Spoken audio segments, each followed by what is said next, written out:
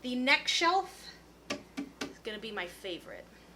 And don't, you guys are gonna think it's weird how many books I have of this, but let me give you some background on the next authors.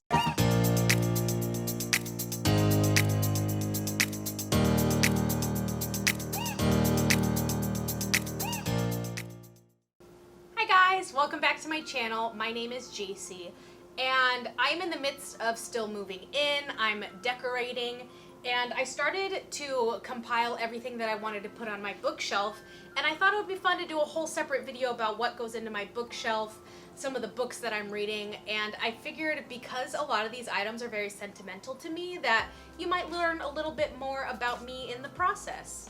I got this bookcase off of Facebook Marketplace for $50. You may have seen it if you watched my living room makeover video, but I'm gonna kind of touch on some few things there. So I found this piece of furniture on the side of the road as I was driving around Los Angeles and just kind of like picking up a bunch of random items. I saw it and I thought, I don't know what that is, but I could easily put it on my bookshelf and add some visual interest. So I put it in my car, brought it home, and then I learned that it's actually a shoe rack. I'm not going to be using it as a shoe rack. I'm going to be using it again to add a little bit of visual interest into my bookshelf. So I have it in here, and then I have the existing bookshelf shelf that's going to sit on top of it. So with the bookshelf on it, it creates like another little cubby here. I'm not a big fan of the space that it creates here, but I do have some scrapbooks that I think will be able to fill those gaps a little bit to make it nice and pretty. So this is kind of the foundation that we're working with. I have a suitcase full of books next to me that I can, we're gonna go from the top, that's not right. We're gonna go from the bottom to the top and work our way up, putting on all of the books. Then we'll finish off with decor, and I'll kind of just like hang out with you guys along the way. So thanks for being here with me tonight. All right, let's get started. So first, with these bottommost layers, these are actually going to be probably the most sentimental areas of the bookcase for me. I have a couple of book series that I collect that I want to put here and kind of display their spines and in chronological order. The first one that I have just sitting right here are the Miss Peregrine's Home for Imaginary Children. I don't know, I always say that. Did you guys ever watch Foster's Home for Imaginary Children or Imaginary Kids? I don't even know the full name of it anymore. I get them confused. But I've read all of these books several times and I still call it Miss Peregrine's Home for Imaginary Children. It's Miss Peregrine's Home for Peculiar Children, not imaginary. They're real. They're just really peculiar. I own every Roald Dahl book ever written. So Roald Dahl was my favorite author as a kid growing up. You know, of course you have the BFG, Charlie and the Chocolate Factory, Matilda. I own all of them. They're very near and dear to my heart.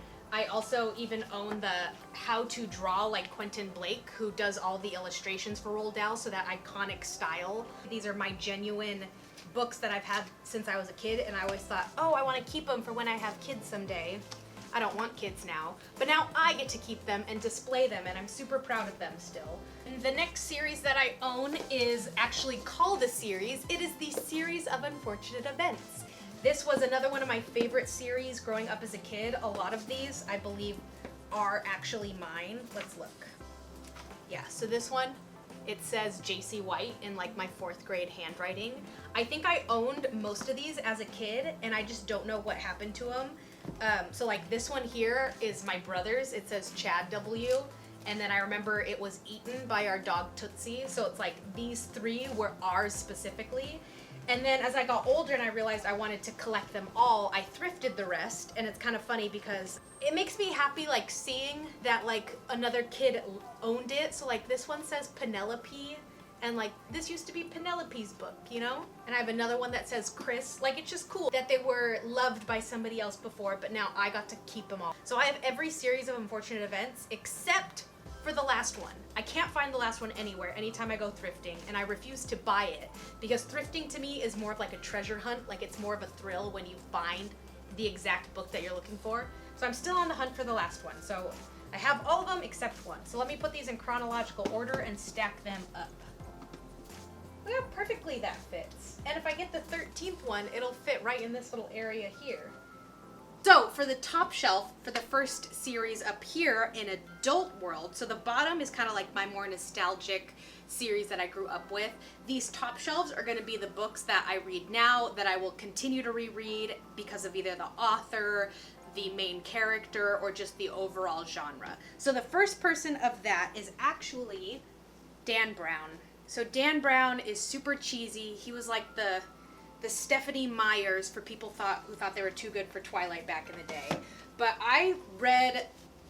when I read these Robert Langdon novels, I was so hooked. I loved the like sci-fi, thriller, historical treasure hunt type of things. It was kind of like National Treasure in a book, and I was all about those.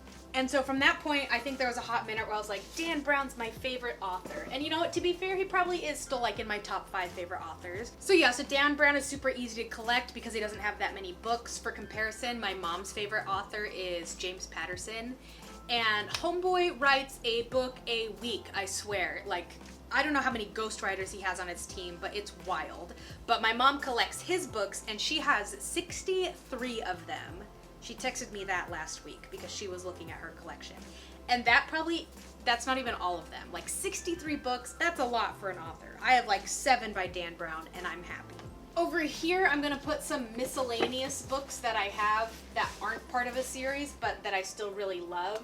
So like this book, Artemis, it's written by Andy Weir, who wrote The Martian, another really good sci-fi thriller that I like. The next author that I have is Steve Berry. So Steve Berry is the author of the Cotton Malone series. So Cotton Malone is a rogue FBI agent who takes on these crimes from all around the world, and he's like this jet-setting, handsome FBI man. And I love those books because, again, it's almost like a national treasure type of thing where it's not necessarily like American history, but it's more of just like fictional scenarios and all these things coming together. So I love Steve Berry. I don't own all of the Cotton Malone series yet, but I do plan on collecting the rest once I get back into that series. You guys know you have waves of like, you read one series, but then like once you trail off, you kind of like start another series. I'm in that process right now where I have to come back to the Cotton Malone series, and then once I do, I can start collecting him again. So I'm doing hardbacks kind of up and down, and then softbacks, or paperbacks as real readers would say, because I totally meant to say that. Stacking them just because they are a lot shorter and we can get a lot more depth and dimension this way. The next authors are Douglas Preston and Lincoln Child, who are the authors of my favorite series of all time, Aloysius Pendergast. So I was recommended these authors by my grandpa's wife, Lorraine. Shout out Lorraine, miss you if you're watching. She recommended me a book called The Ice Limit many, many years ago, and she was like, oh, it's like this techno sci-fi thriller, I think you'll really like it. I loved it. I devoured that book in like just a few days. It was right up my alley. It was like this exciting story about a meteorite. I don't want to give it away, but it was easily one of my favorite books that I've ever read. And once I read that, I was like, who are these authors? Because I need to read every single thing that they write. And that's how I discovered the Aloysius Pendergast series. So Aloysius is another rogue FBI agent. He's handsome, he's pale, they say he dresses like an undertaker, and he's just one of those people that can get out of any situation no matter what. So if you're sensing a theme, I like techno, thriller, historical, exciting books about rogue FBI agents. I did have a phase where I was reading like personal development or business or kind of like self-help books, whether that was budgeting, whether that was how to improve like your communication skills. Those are boring. When I light a candle at night and I want to just like unwind and relax, I don't want to feel like I'm learning and like taking classes. I want to unplug my brain and enjoy something like an escape from reality. So that's why I like these kind of books, because I'm really treating it as like, instead of watching a movie, I'm reading this book and watching the movie in my head. That's how I like to read. That's why I like these kind of books. And these series are not books that I recommend for everyone. It's more of just like my guilty pleasure. I love reading these books. Think of it in the sense of like, if you love Twilight, you're not gonna go and tell everybody, you have to read Twilight, it's so good. It's more of like the, I love Twilight, I don't think everybody else would, and I understand that, but I'm gonna read it and I'm gonna enjoy it. So those are my series here. The last author that we're gonna put up that I collect is none other than Michael Crichton. So Michael Crichton, you may know as the author of all the Jurassic Park books. And I've read almost every single Michael Crichton book except for those. And I think it's because I have this thing where it's like, if I already know what's going to happen, then I'm not really that interested in it. So I may never read those. The thing with Michael Crichton is that I've read almost every single one of his books, and I don't love all of them. Like, I really don't. So I haven't collected all of them. But I do keep some of the ones that I do like. What is that? Ooh, it's a boarding pass. Okay, so I read the book Micro. Where was I going? Oh, this was when I went to go visit my friend Oscar in San Francisco. So Oscar is the one from my Tipsy Clips video, if you guys recall that video. He lives in San Francisco, and I remember I was reading this on the plane, and I read that the whole trip. So that's really funny, because I do remember that. Oh, I have like my whole boarding pass and everything. I'm glad that I keep that in there, because now it's like, it's all coming back to me about that trip. I remember going to the park in San Francisco, taking this book, reading it there. That's so funny. It's cool because my mom, she has been telling me to like annotate my books. Not annotate like high school like, but she writes little notes to herself in the cover of all of her books. Like she'll either rate the book, she'll write a little note like, I didn't like this one, it was too slow, or this is the one where this character dies sort of thing. And I want to get back, I want to start doing that because I really do look at all these books going like, wait, have I read this one yet? Like, which one was this about? Oh yeah, that does sound familiar. So I want to start leaving myself little notes. My favorite Michael Crichton book is this one here. It's called Airframe. Not because the book itself is really good, but because I was thrift shopping in Arizona when my sister lived there. And I went to this thrifted bookstore, and this was $7. And it is signed by Michael Crichton. It says, to Jason, Michael Crichton. And I saw it and I almost started crying because for one, it looks like to Jacy, which is me, Michael Crichton.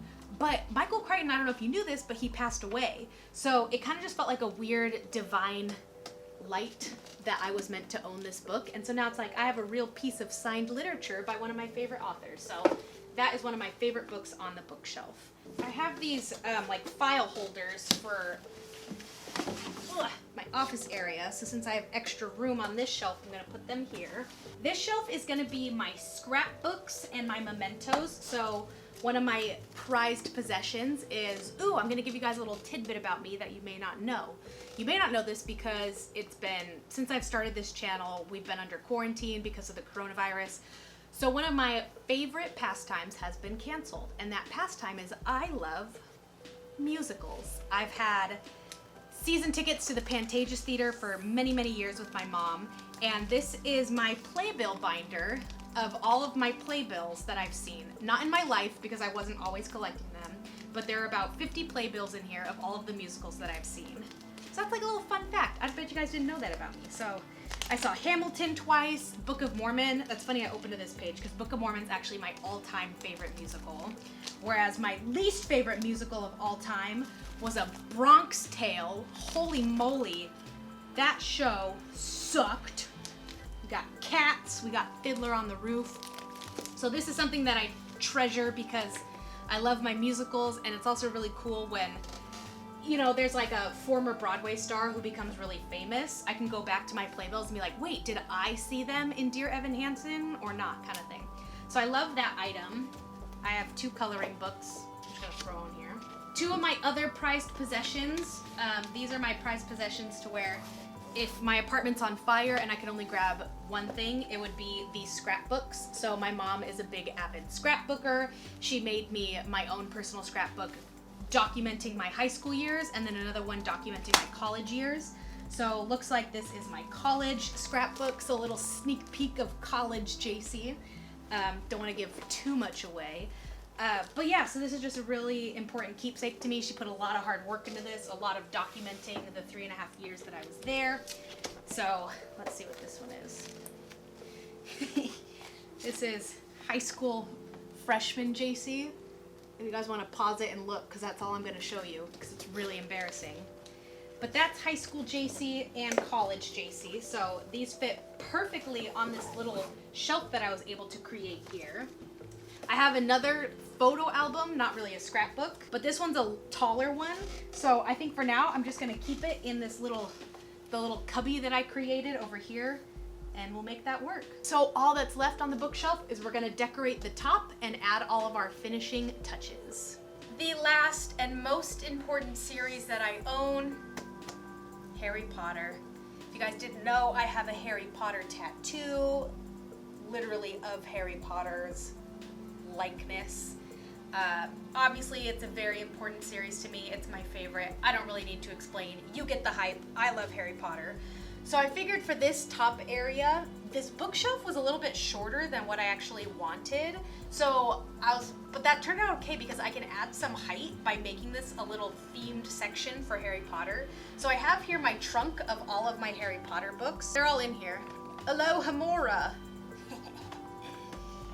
Anyway, so I also have this hand-embroidered little decor piece. It says Swish and Flick. One of my coworkers made it for me in a Secret Santa, and I love it because it's just so personal. I have my wand from Harry Potter World in Universal Studios, so I actually got Hermione's wand because I thought it was the prettiest. I also have another cheap plasticky one that was a gift. That's a good like filler one. I lend this one out. I use this one as props. So I have 2 wands. So we're gonna put that up here as well. And then I have some glasses. So I think I've had like quite a few Harry Potter themed things, whether it's themed days at work, parties, that sort of thing. So I have these glasses on hand, so I'm like, oh, I can use those as decor as well. Up top here, I have the finished product from my Making Fake Plants video of a cute little drooping plant. And I love how it turned out. I think it looks pretty realistic for somebody like me who has no idea anything about plants. So I'm just putting that to, again, add a little bit more height, get us closer to the ceiling, and add more dimension and greenery.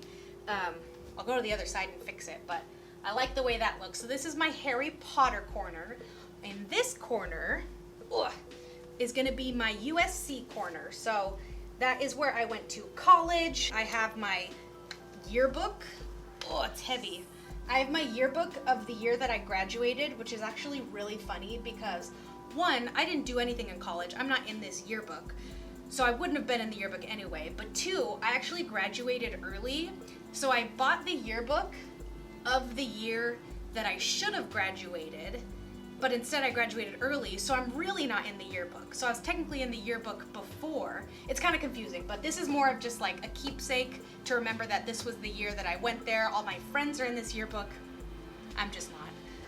I also have another book that was gifted to me of How to Be a Trojan. It's just kind of like about Trojan football. Huge fan. Fight on. A little bit more about that. I have a frame that my mom got me. It's a hand-carved frame of USC, and I need to get a new picture in here because the one that I had in here was too small. So I need to get a new photo here. And then the last item I'm gonna put up here is this vintage hat. So my grandpa actually went to USC, and he gave this to me when I got accepted. So it's a very sentimental piece. It's very meaningful to me. I don't wear it because it's not really my style, but also because it's vintage, it's sentimental. I more want to put it on display. And what better place than right here on my bookshelf? All right, last decor items. I have this compassy thing that I'm pretty sure I got from like a Home Goods years ago that has been in storage, but might as well put it back here to add some height.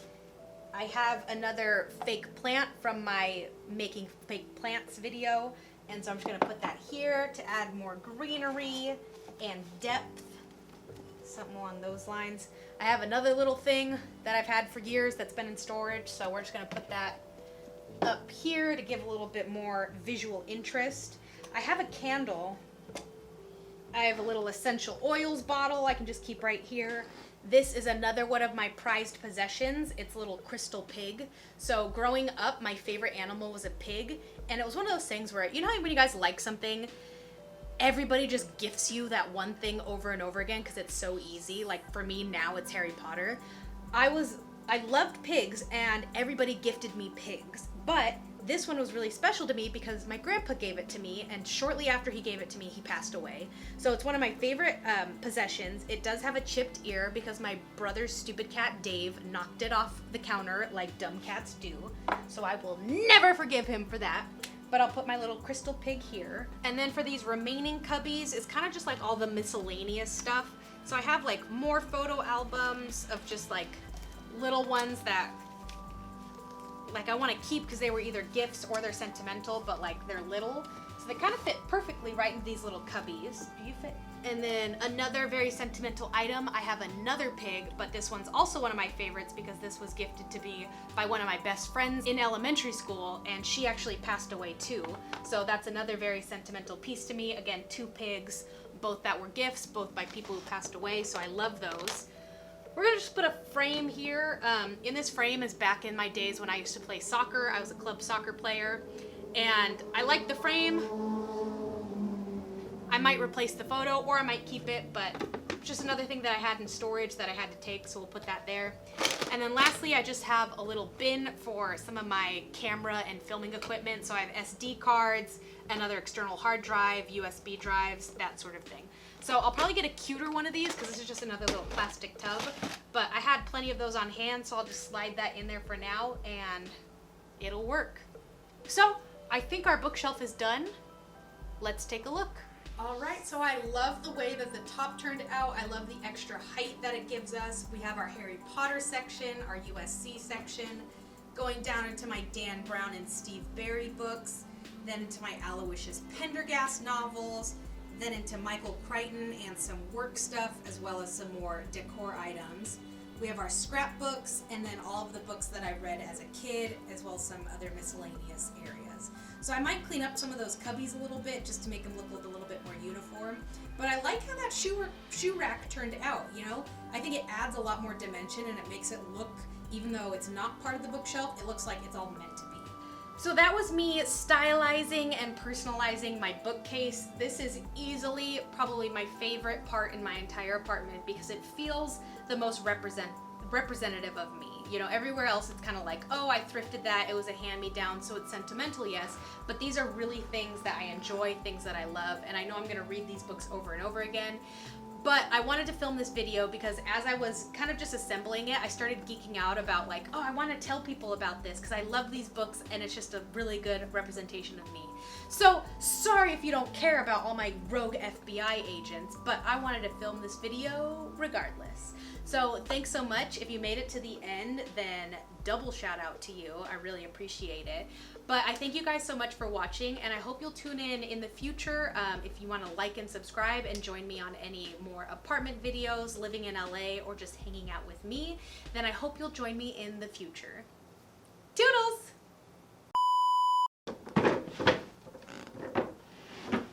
Oops.